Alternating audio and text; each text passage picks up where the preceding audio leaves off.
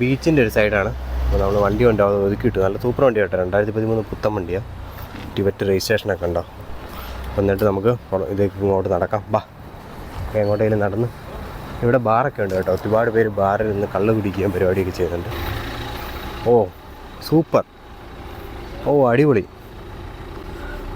ഒരു ബീച്ചിലേക്കാണ് നമ്മൾ വന്നിരിക്കുന്നത്. ഈ ബീച്ചിൻ്റെ കാഴ്ചകളുണ്ട്, എന്നാ ഭംഗിയാന്നേക്ക്. ഇവിടെ പ്രൈവറ്റ് ബീച്ചുകളുണ്ട്, ആൾക്കാർക്ക് ചില്ല് ചെയ്യാനുള്ള സ്ഥലമുണ്ട്, അപ്പാർട്ട്മെൻറ്റുകൾ, ക്രൂയിസുകൾ, ഇഷ്ടം പോലെ ക്രൂയിസുകൾ കിടക്കുന്നുണ്ട്. അടിപൊളി. അതുകൊണ്ട് അവിടെയായിട്ട് നല്ല വലിയ ബോട്ട് കിടപ്പുണ്ട്. എനിക്ക് തോന്നുന്നു അക്കരയ്ക്കൊക്കെ പോകുന്നതുകൊണ്ട് അതിൻ്റെ ഓപ്പോസിറ്റായിട്ട് അത് കണ്ടോ, അവിടെ ഒരു ഗ്രാമമുണ്ട്. എനിക്ക് തോന്നുന്നു അങ്ങോട്ട് ആ ഗ്രാമത്തിലേക്ക് പോകുന്നതാണെന്ന് എനിക്ക് തോന്നുന്നത്. അപ്പോൾ അങ്ങനെ ഒരു ഗംഭീരമായിട്ടുള്ളൊരു കിടിലൻ സ്പോട്ടിലാണ് നമ്മൾ വന്നിരിക്കുന്നത്.